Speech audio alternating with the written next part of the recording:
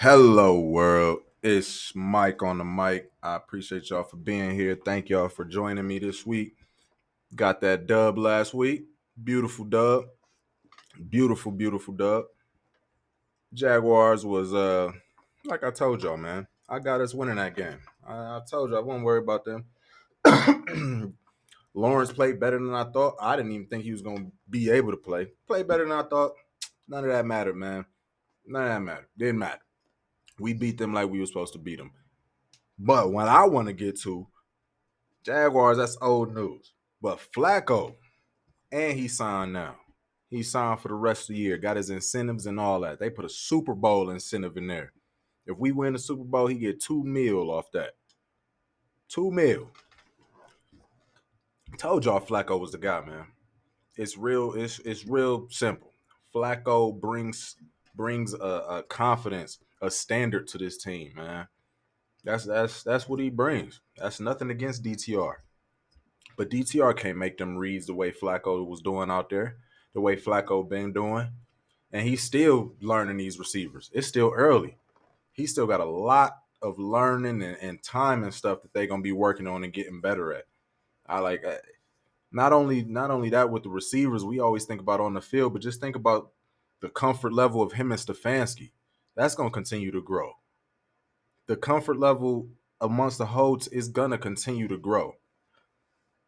Now, the thing that can absolutely well has kind of I'm not gonna say derailed our season, but has definitely knocked us off track a little bit, which I guess will be derailed. But man, these injuries are killing us, man. Everybody, the whole cliche is, oh, everybody's dealing with injuries. Yes, they are, but man, the Browns are dealing with it more than most.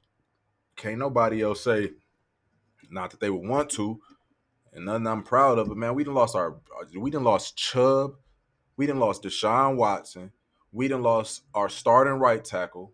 Then we lost our replacement to our right tackle. Then we lost our starting left tackle. Like that, and that's just offense. I was just talking about the offense for the season. Like they're out, they done.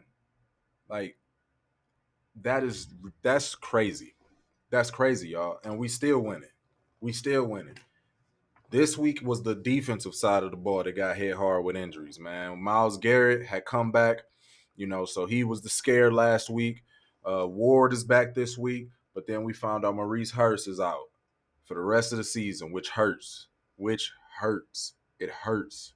Losing Hurst hurts. Man, that's a rotation guy. Y'all like those rotation guys are important. Them rotation guys are vastly important because they kind of like starters. The way Schwartz rotates our defensive line through is, man, them guys are kind of playing close to starter type reps. Like, and that's been a luxury of our defense. We don't have good pass rushers. We have some guys that back them up that we can rotate in. So now our good pass rushers are fresh. That was Myles Garrett's biggest problem for years is that he would be gassed by the third, fourth quarter. People would always say, man, why don't he make big splash plays? Man, the guy's gassed. He been getting double, triple teamed all game. He gassed all game. Now we have rotations, but when you start losing guys, man, that rotation, it hurts. And luckily we got a guy like Ika that we drafted, who says that he's ready to play. Siaki Ika, he said he's ready. He say, I wasn't ready earlier in the season, but now I know for a fact that I'm ready. He's ready. We'll see. We'll see. Regardless, man, these injuries hurt. Agbo, Uncle Ronco, he's out, possibly for the season. That hasn't been confirmed yet. That's been kind of the rumor, the talk that he has a torn pectoral, but they're holding out hope, getting second opinions. But to me, if you like, he's already been ruled out this game, man. That's bad news. Even if it's not torn, you still looking at a serious injury. If they doing all this, he'll be out for a couple weeks. Like it's minimum. Like we losing guys, man, and it's every game. Grant Delpit went down, like growing surgery. Like these are guys that are key guys. These aren't guys that just rotate in on special teams. These aren't guys that start on our team and you don't really hear their name. They just kind of like do their job. Like these are impact players, especially with Delpit. Like Delpit, man, he's having a Pro Bowl season. He's having a Pro Bowl season. If you ask people that don't watch the games maybe every single week, don't follow the way we do, don't know all the players the way we do, Grant Delpit is the guy that stands out. I always hear people talk about Garrett, Delpit, and Ward. People gonna talk about Garrett and Ward because I mean they household names anyway. But when people talk about Grant Delpit, man, that means that he's really popping off on film. Like he's standing out. And he has been, man. He's been great for us. Great. Great. Losing him is gonna hurt. That's gonna hurt. That's gonna hurt. And Thornhill um, is possibly out this game. Poshix has been ruled out already for this game. Our center, like injuries are killing us right now, and it is a part of the league. It's nothing we can do, man. We got to still suit up and play. But the reality is, man, we beat up right now. We're beat up. Luckily, we put ourselves in a position where, we're not looking at this as like we have to have this win. Man, we just got to win 2, 3 more games for the rest of the season, and we can win 2 more games the rest of the season. Like, come on. That should be easy. That's why when I speak, I'm not speaking like a possible playoff or I hope Flacco leads us to the playoffs or are these injuries going to keep. Man, we are in the playoffs. We're making the playoffs. There's no reason why at this point we should not make the playoffs even with the injuries. That's why Stefanski, coach of the year, man. That guy is in the conversation at least. Like, it's a lot of names in there, man. But Dan Campbell, you know what I mean? The Texans head coach, D'Amico Ryans. Like, it's some names out there, but you can't talk about coach of the year without bringing up Kevin Stefanski, and that's coming from me. I'm not. You just have to though. It is what it is. Like he's getting the results, he's getting the wins, which is all that matters. So the fact that he's lost his quarterback, he's lost his backup quarterback for a time. He lost his backup quarterback, replaced him, had 4 or 5 different quarterbacks on the season, lost his star running back early in the season, lost our right to all these injuries, and you're still winning, man. You can't do nothing but give credit, even though I think a lot of it is the mentality that Schwartz has brought to this team. A lot of it, like that defensive side of the ball, the fact that they put a standard on the whole team, man. I really feel that way. The defensive side of the ball set the tone for the entire team early in the season. You can't sit there and the way our defense was playing and having fun and just dominating, that has to give you some type of spark. These guys are professional and they're competitive. The last thing they want to do is go back to the locker room and have to answer questions of why they didn't hold up their part. Why you not holding up your end of the bargain? The defense playing great, man. What y'all? What? So, man, the defense set the tone to me. Set the tone. But Stefanski,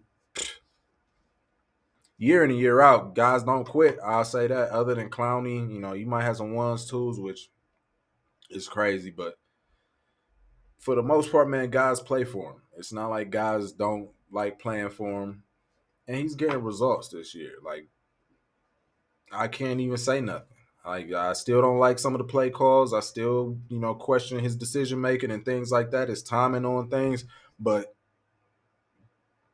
I sound like a fool sitting here critiquing that man, and he done lost all these pieces that he expected to have coming into the season, and he's still getting results.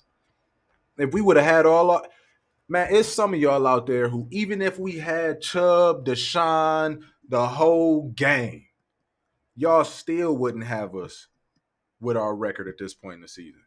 Even with all them, like some of y'all was real dark cloudy at the beginning of the season. Y'all had some cloudy outlooks. Y'all that were not sold. Y'all were not sold. So the fact that he's doing all this, man, tip your hat off to Stefanski and the rest of that coaching staff, because y'all know how I feel about Shorts. They've been killing it. They've been killing it, and the players as well, because it would be easy to fold, like it in a sense of they got every excuse in the book, man. They the excuse guy kept throwing them alley oops, like, hey, here go an excuse, you could dunk it. Here go an excuse, Deshaun Watson, Chubb, all these excuses, man. They just keep playing and balling out, doing their job, and that's what happens when you have a standard, a mentality, a baseline. You at least gonna do this. And when that bar is high, man, you good. It don't matter. Rodney Hickman can come in, fill in for Delpit, and it still looks good because he's coming in there knowing, man, I need to be ready. So he was prepared. He was already prepared with that, man. If I get in here, I need to be ready. I cannot get it put into this game with the rest of these guys looking like this, the rest of these guys playing like this, gelling like this, moving like this, and I be the one that come in and mess it up. Nah, it's a standard over there, man. I'm telling you, and that's leaked to the whole team. Going forward, I think we'll be fine, even with the injuries. Though. Even with the injuries, we'll be fine. It's just gonna hurt. It's just gonna be that much harder because unfortunately, injuries gonna keep happening. Like they're not gonna just stop. Unfortunately, we just got to keep balling out, man. And to me, Super Bowl aspirations are definitely not out the window. They're not out the window. But to me, I'm looking at this season as more of just a. I just want to see the experience we can get. I want to go as far as we can, and I honestly think we can get to a Super Bowl. I ain't nobody in the AFC scaring me. Who can we not beat in the AFC? Like everybody got their kryptonite. Some got a couple. Some teams got a couple kryptonites to them. Miami Dolphins look like a completely different team without Tyreek Hill. Like like every team, the Chiefs. I'm not scared of the Chiefs. Dolphins, we can beat the Dolphins. Already beat the Ravens. Like Bills, come on now. Bills, any team can beat them because sometimes they just beat themselves. Not worried about the Bills. Like the AFC is wide open, y'all. The AFC is wide open. We don't need we don't need a Deshaun Watson this year the way this season is going. We don't need a quarterback to just catapult us and just be the reason we win games. Be the difference. Man, Flacco is enough. I'm telling y'all, man. Y'all I he is not no top 5 quarterback or nothing like that. But when you bring a when you can have a guy who don't forget that guy was at the mountaintop and he won a Super Bowl, won MVP of it. Like Super Bowl. They were a perennial playoff team. Like this dude knows what it felt like to win, was used to winning, all of that. Went on his little stint with the Jets and a couple other teams where it was just a hey, you're the backup, teach a young guy. No serious role for him to play and accomplish anything. No serious role where we saying, hey man, we want you to win us games. That ain't what the Jets was doing last year. They weren't. So now you get a guy who, after leaving all those teams, he goes and sits at home on his couch all year. No one called him, not during the offseason. Nobody called him. He wasn't a part of a practice squad. He wasn't a part of somebody's preseason, none of that. He's sitting at home. I'm sure he thinking like, man, I may never play again. I may never play. He throwing to his kids in the backyard. I may never play again. He an older dude, man. He thinking about that stuff, and he not trying to take that for granted. He wants to play, so now he didn't got an opportunity, not an opportunity with some garbage team or some team that wants him to come back and hey, man, we just want you to kind of be a placeholder, like win, lose, draw. We don't really care, man. We just need you to be here and like help keep these guys motivated. He coming to a team where we like, man, hey, man, we trying to win a Super Bowl, man. We just had a couple injuries happen, a couple of mishaps, but we still got aspirations to win a Super Bowl. So we about to put you in the best position to put this team in the best position. Man, he like, absolutely. That's why he out here talking about he feel like a kid again. Man, this is a man that thought he may never play. And then he gets an opportunity to play, and it's to actually win, to actually be a part of something, a team that actually has a foundation for him where he can thrive. Because you see, he hasn't lost it. He has not lost it at all, man. That dude's arm that dude's arm is pristine. Some of them throws he were making, is it all accurate? No. Can he make some crazy Patrick Mahomes throws? No. But when that guy sets his foot, even when he doesn't set his feet, man, that guy's arm strength is crazy. Perfect ball placement on some of those. And when you match that with the mind and the want-to, like this is an opportunity. He's looking at this as, man, this legitimately. Not on, I was at home where I thought this may be the last time I play. This like legitimately could be the last time I play. Or if I don't want it to be the last time, what I do here this season with these games, man, I could go play anywhere next year. Some team might actually want me to come in and be their quarterback next year. Like like this dude is I'm sure he is grinning from ear to ear. He don't care if it's in Cleveland, Timbuktu. He don't care. Man, he trying to win. He's happy that he's playing. He ain't throwing to his kids all day no more. Like we in a position, y'all, where we can actually win with Flacco, which is crazy. But we've got to be a good defensive team. You got to be a sound defensive team. Like we our offense is not going to turn into some high powered offense, which I told you it would look better than what it's looked like because Flacco and Stefanski, man, they the same person. I don't know their ages, but I think Flacco's 38. I don't know how old Stefanski is, a couple years older, but like they're like they have more in common. Flacco and Stefanski have more in common than probably anybody else on the Browns. Like in terms of who Stefanski's dealing with on a daily basis. Like Stefanski's not talking to Schwartz and dealing with the defense, so like exclude him. The quarterback coach and the offensive coordinator Alex Van Pelt, like all right, but in terms of players, like can't nobody relate to like Flacco. They probably sit up in the office and just talk about like the same things. Like they can actually relate on the same levels. The stuff because Kevin Stefanski has experienced is the same stuff where Flacco's like, "Yep, I've seen that defense. Yep, I've seen that look. Yeah, yeah, that formation." Whereas when DTR and PJ Walker sit down with Kevin Stefanski during the week for the game plan, he got to walk through some of these plays. When this is the game plan, y'all. I want to run this play. He got to explain it as he's going through it. He got to make sure they understand. Whereas Flacco, like, yeah, that one, yeah, that's a good. Okay, I like that. I like that one. Yeah. I see why you did that.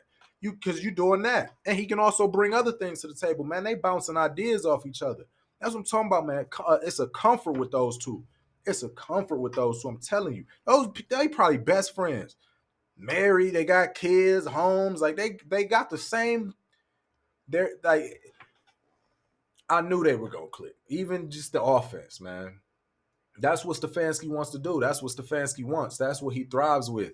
He thrives with a Jacoby Brissett, a quarterback who knows his limitations, knows he's not the best quarterback in the league, but knows he's got some talent and enough talent to do what to execute whatever Stefanski needs him to. And that's all Flacco is going out there and doing, executing. That's it.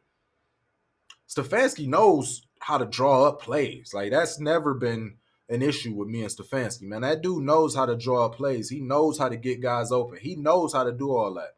It's just his timing to do all of it is bad sometimes. So when you put in a Flacco who is just going, this is what you drew up. This is my number one, my primary route I need to look at and receiver I need to look at. And if he's not open, I need to go to this guy. And if he's not open, I need to dump it off to this guy, Ford or Hunt, whoever. And if that's not open, I need to throw it away. All right, perfect. I'm going to do that.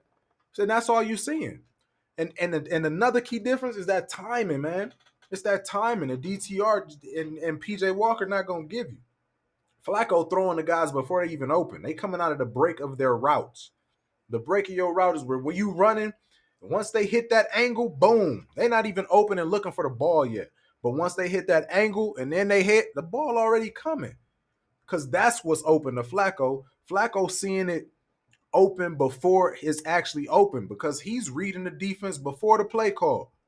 Before the ball is snapped, he already reading the defense. This looks like a zone to me. And he's trusting his eyes because he's like, man, I've seen this before. I'm not about to doubt myself. I've taken this test before. I've taken it before. No need to doubt it. I know the answer. Y'all in this zone, that's my primary receiver if y'all give me this look. So when I snap this ball, I'm going to count 1, 2, whatever the time it might be for the route, and then I'm going to throw the ball and I'm going to trust that my receiver's going to be there because that's what it's going to be. That's what y'all showed me. That's all he doing. DTR doesn't have any of that because DTR, before all that other process of throwing the ball before the receiver, DTR, before the ball is snapped, he looking at the defense and he like, what am I seeing? Is he gonna blitz? Is this cover two? He doesn't know. So now when he snapped the ball, now everything is I need to see and I need to react and read in the process. And bro, this the NFL. It's quick. It's quick. It's quick.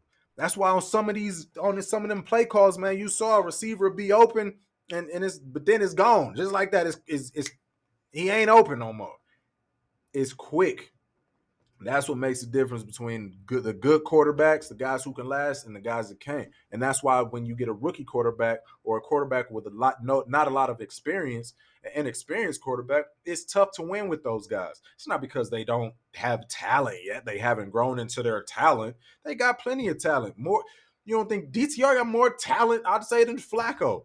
But the problem is, man, he doesn't have the process, the experience. He's not trusting his eyes, and it's a quick game, man. You got it's seconds that you have to make them decisions, them seconds that you have to make those throws, seconds that window is open, and if you don't throw it in that time, it's over with. So now your primary receiver who was open, if you would have threw him open, but he's not because you didn't trust it. So boom, now you got to go to your number two guy. Maybe your number two guy ain't open, never was open, none of that. So now you're looking at your dump off, and now you're a rookie quarterback. You trying to make a play. He not about to. I'm not about to dump it off to Hunt or whoever, man. I'm trying to make a play. Why ain't this open? I thought it was. It was. He said it was a good play call. Why ain't this open? That's why. That's what Flacco brings, man. That's the difference in what you're seeing with Flacco. That's the difference. And for those of y'all who want to keep on talking about, because I keep hearing people saying, "Oh man, if Flacco came in, it was this easy." Man, Deshaun stinks. Deshaun we should have never traded. Come on, y'all. That's not the same offense, and they're not the same players. The same thing I just told y'all about with Kevin Stefanski and Flacco and why they gel so well together is the reason why Stefanski and Watson they don't gel. Because where Flacco knows his limitation, and Flacco was saying, "Man, I'm not a top quarterback," and Flacco was saying, "Man, I'm just gonna do what the play call says. I'm not trying to run around. I'm trying to stand right here and throw the ball quick as possible. I don't want the ball. I want to get rid of it." Watson's different. Watson is a big time playmaker. Watson in his head is still a top player. Watson is saying, "Oh, that's the play call. You trying the primary guy's only like a 5 yard route.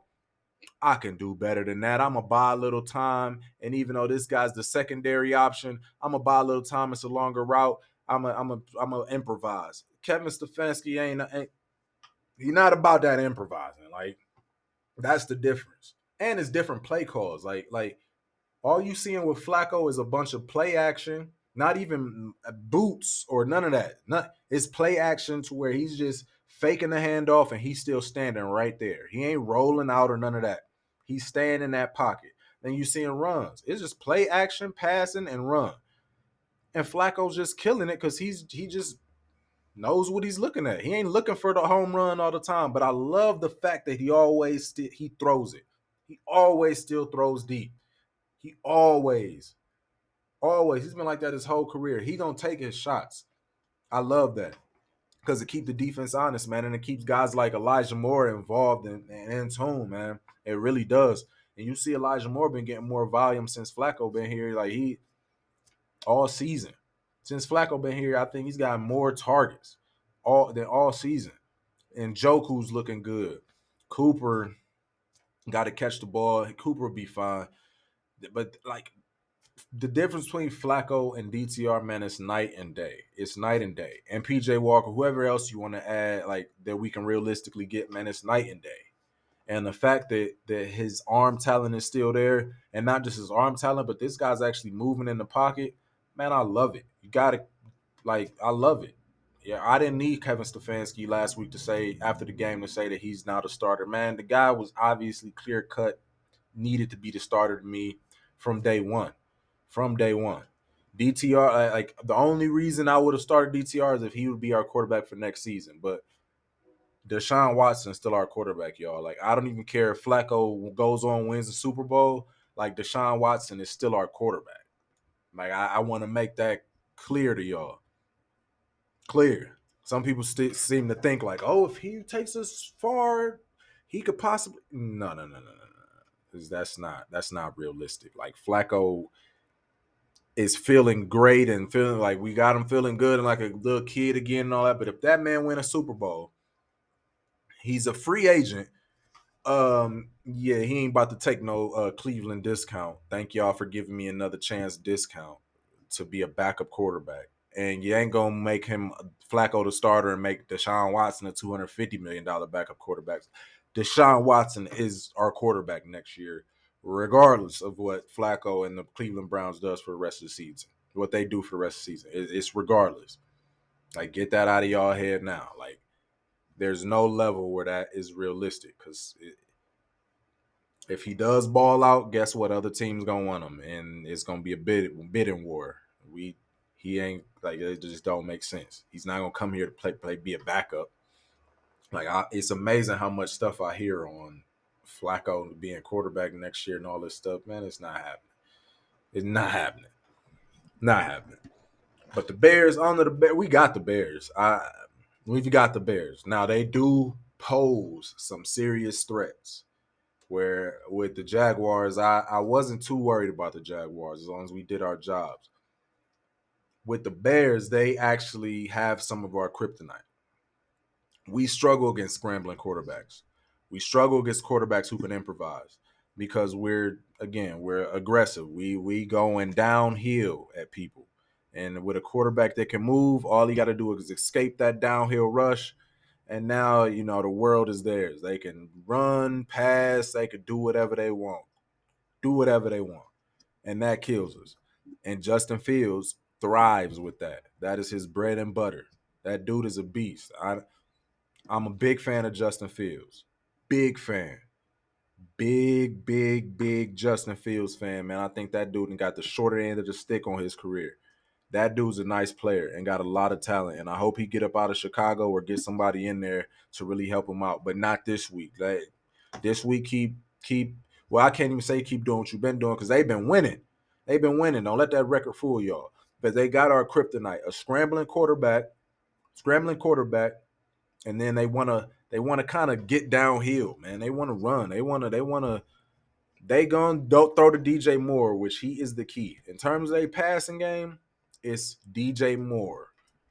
If we need to stop DJ Moore, the fact that we getting Ward back this week is huge, huge, huge. The fact that Myles Garrett is another week healthy, huge. Donald Trump, huge, huge. Big things. Because that brings back our bread and butter. The bread and butter in the NFL. The two most important things in the NFL. Rushing the passer, which is Myles Garrett. The healthier he gets, the better we will be. Even losing Ogbon, losing Maurice Hurst this week, a healthier Myles Garrett is a plus. And then when you compare that with some coverage, you good. You good. Get to the quarterback fast and cover for a long time, man. You good.